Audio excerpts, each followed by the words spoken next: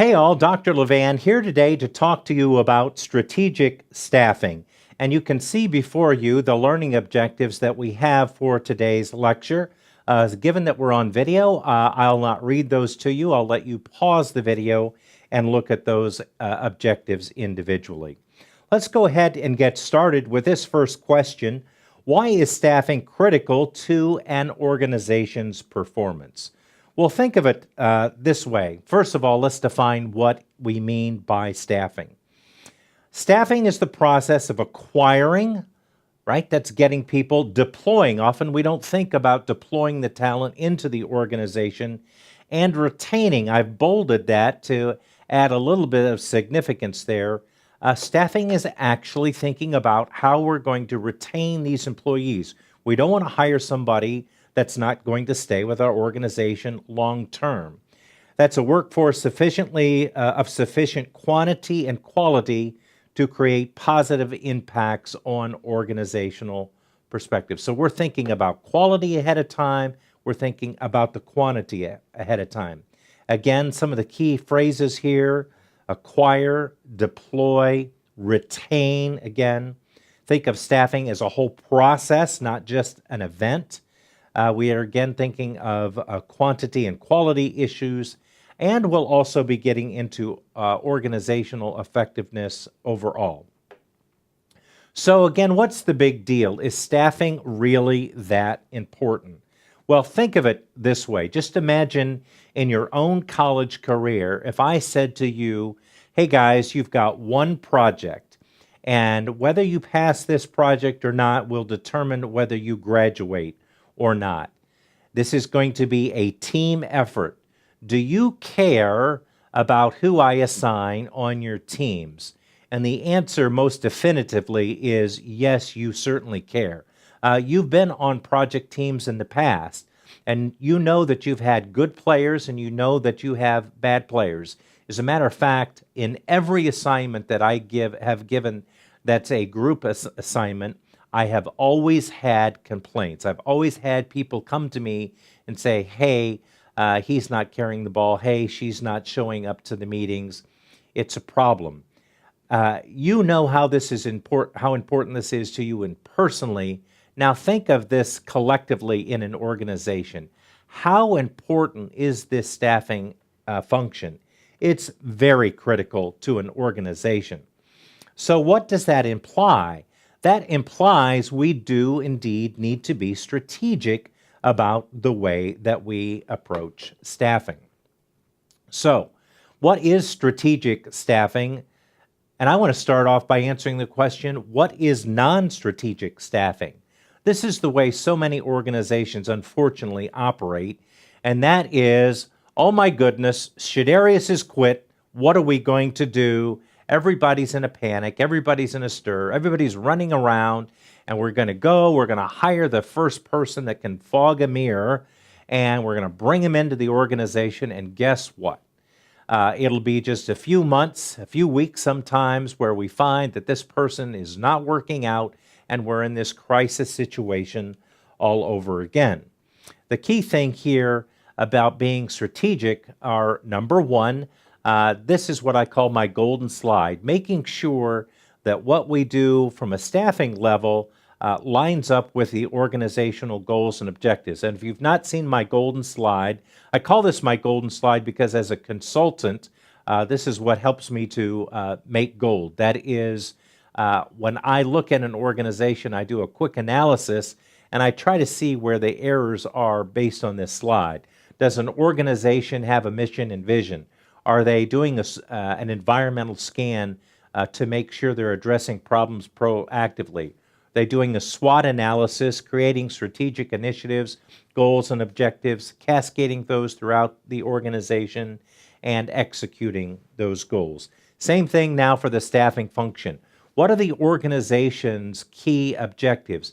And how does staffing align to that? How does staffing add to the bottom line of an organization? How does a staffing organization deliver quality to an organization?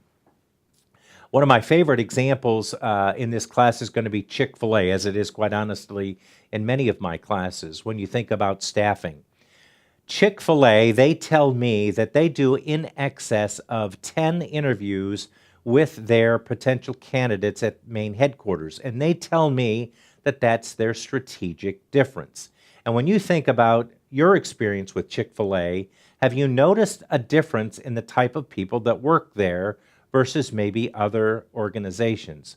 If this is important to a fast food chain, you can be sure that it's important to other organizations as well. So how does this fit in with the overall organization's objectives? Also, again, being proactive in the staffing process. When you think about strategic staffing, look at your turnover rates. You want to plan ahead of time knowing that you're going to have maybe 5, hopefully not as high as 10, but how many people are you just going to need to hire just to replace the people that are going to leave? Many through natural types of events, people move, they get married, all those sorts of things.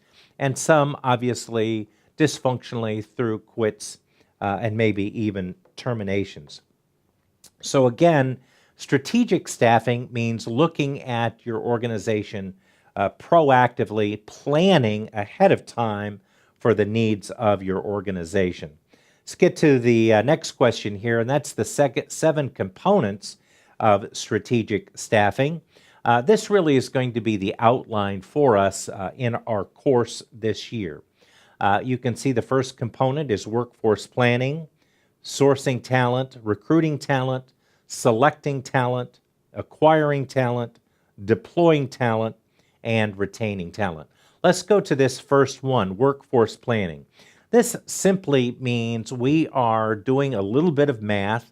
We're going to make some calculations based on the growth of our business, turnover, as I've mentioned previously, automation, and we're going to come up with at least some estimates of when and where we're going to need people in our organization throughout the upcoming year. Sourcing talent. This is so very important. This is where am I going to find talent? Am I just going to put an ad in the newspaper? Am I going to throw an ad on Monster.com or Indeed and start taking the resumes that come in?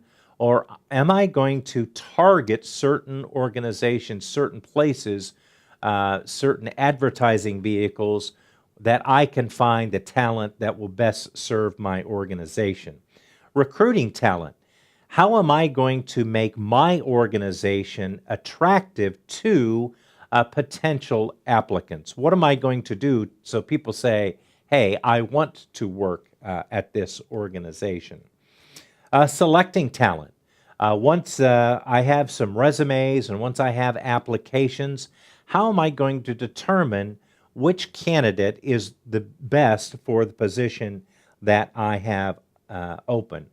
Also acquiring that talent. Many of your high potential employees, they've got offers at other organizations as well. What am I going to do to make an offer to an employee that's going to ensure that they're going to select my organization? Again, here's one that often people don't think about when they think of the staffing function, and that is deploying talent. How am I going to make sure that the talent that I have just hired is put into the right position, is socialized into that position so that they want to stay in the organization? And then, of course, again, we get to this big issue of retention. What am I going to do to make sure that people want to stay in my organization so that I don't have to hire and rehire the same folks again and again and again? Many of you may know that the average to replace an employee is approximately 1.5 times their annual salary.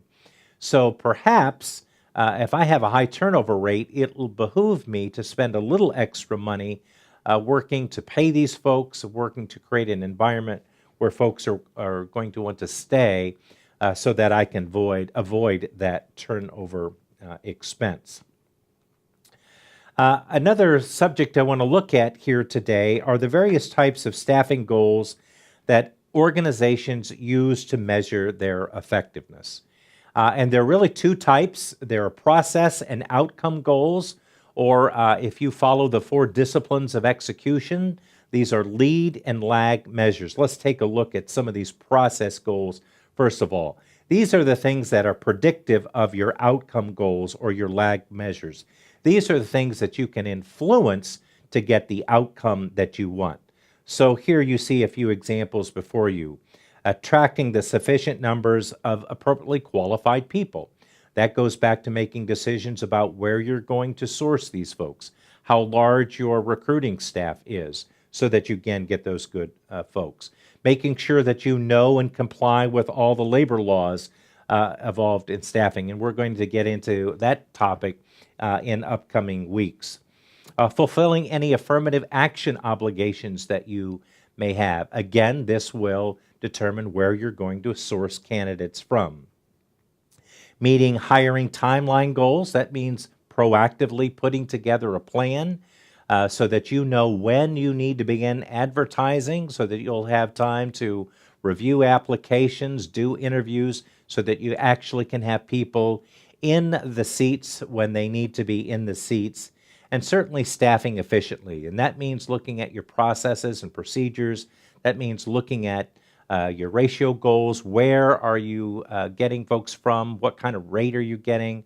What sources when you use those sources, do employees tend to stay for longer periods of time? If we look at some of the outcome goals, this is what you want in the end. And again, we can look at just a few of these: hiring successful employees, employees who perform in their jobs. And again, I can let you pause the video here and you can read through this list. Again, these are your lag measures. They're retrospective. It's kind of already done, and they're really unchangeable at this point in time, which says really you want to put a lot of focus on those lead measures. The last question that I want to get addressed today is to look at the interaction between the staffing function and other HR functions in the organization. So, for example, training.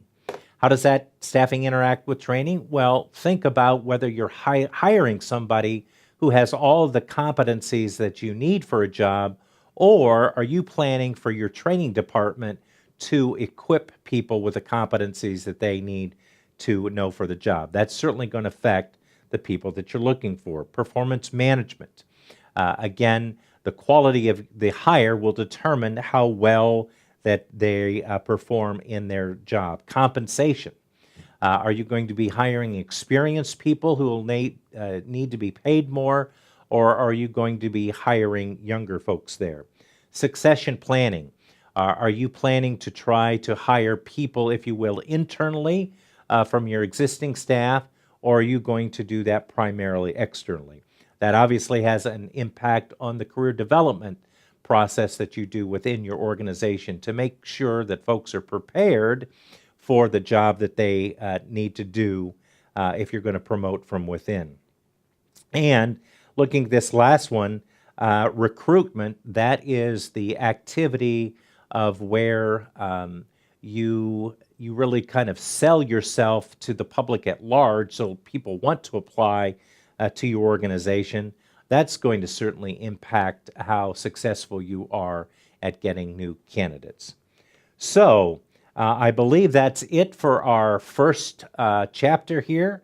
Thank you for your attentiveness, and I'll see you again for Chapter 2. Bye now.